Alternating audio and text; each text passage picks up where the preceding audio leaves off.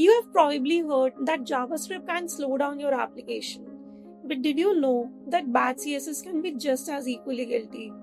In this video, I'll walk you through 5 practical CSS performance tips and explain how they affect real life projects. Oh, and by the way, I am Shreya Prasad and I'm currently working as a software engineer too at Uber. I regularly share my tech journey on LinkedIn and Twitter, so feel free to connect with me there. Now, before we get started, I want to give a small disclaimer here. You won't always see a significant performance difference when you're working with small applications. That's because browsers handle performance really well with simple pages. And that is the reason why it won't be possible for me to practically demonstrate these CSS tips. However, feel free to implement them in your projects that are probably mid-sized or large-sized.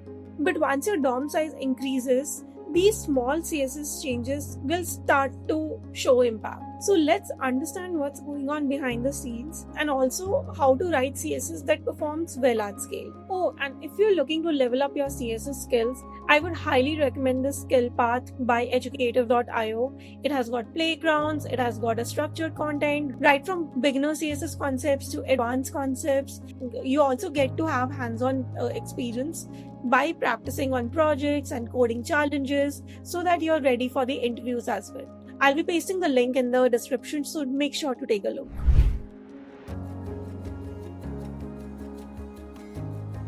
The very first CSS performance tip that I would give is to avoid deep selectors. Now, what are deep selectors?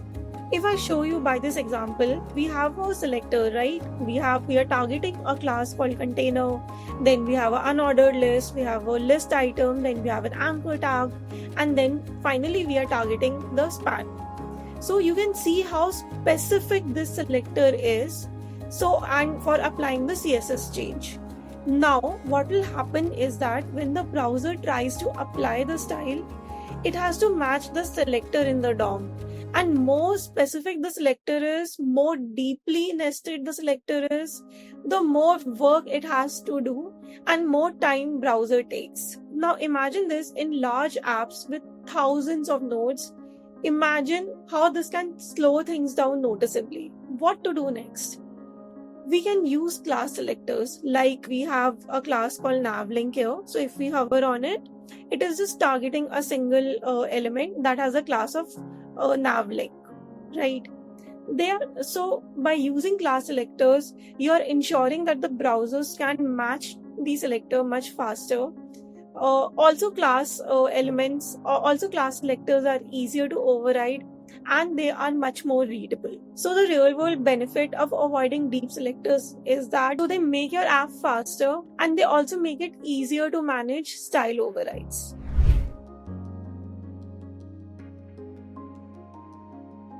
The second CSS performance tip would be to don't use the universal selector.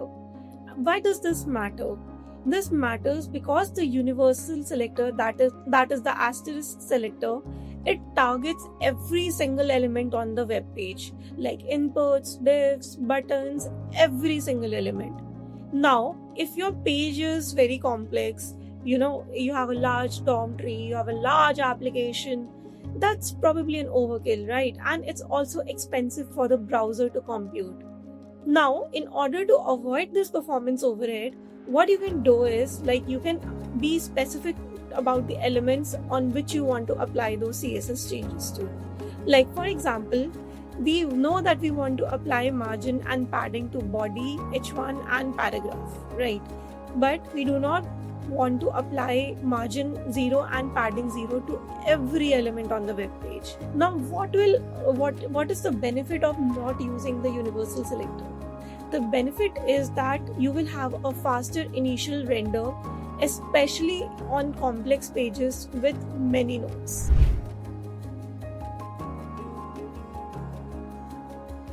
Third CSS performance tip would be to use GPU-friendly animations. GPU-friendly animations basically means that if we can offload some of the CSS computations to the GPU instead of the browser, then we are essentially freeing the browser resource for other activities, right?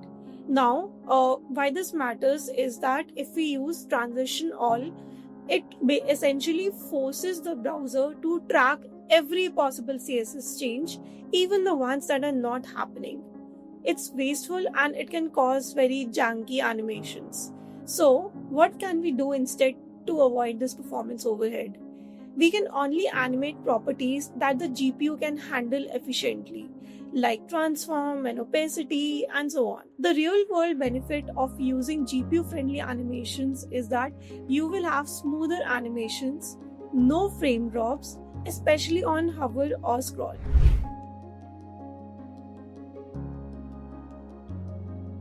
So the fourth CSS performance tip would be to use content visibility auto for larger DOMs. Now what does this property do? By default, the browser renders everything, even the stuff that's off screen.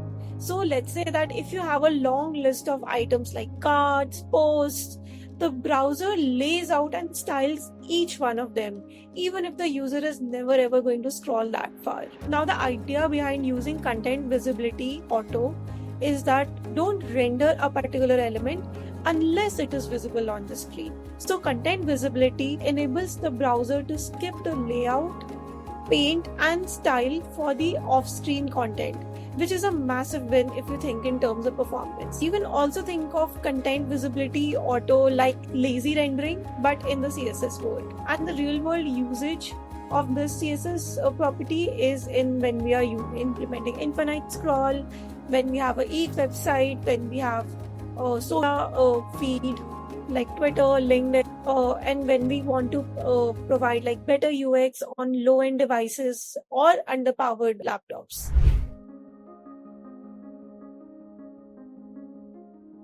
The final CSS step would be to minify your CSS files for faster load times. Now, what does minify mean? Minify means removing all the unnecessary characters in your CSS file that the browser doesn't need, like spaces, comments, line breaks, and formatting. So it doesn't change what your styles do, it just shrinks the file so that it loads faster. So as you can see on the screen, we have a very formatted CSS, right? And now after minification, we see that spaces, comments, line breaks, and all the formatting has been eliminated. How is minifying enabling faster load time? So what happens is that when your page is loading, download your CSS before it can render anything styled. So let's say that if your CSS is 200 KB unminified and 50 KB after minifying, then that's like a 75% faster download, right? And this is especially noticeable on slow networks or on mobiles. So this is helping in improving the core web vitals like faster first paint, better time to interactive, higher lighthouse scores, and so on. So how can we minify our CSS files?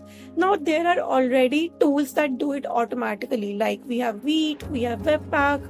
So if you have these build tools already being used in your application, so they will minify your CSS. Have other CSS minifier tools like Post CSS, like CSS Nano, like Terso, and so on. You won't always see these performance differences in dev tools, but they make a huge impact as your application size grows.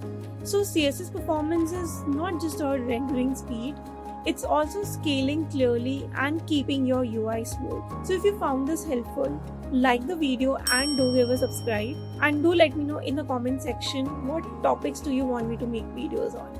Till then, see you soon.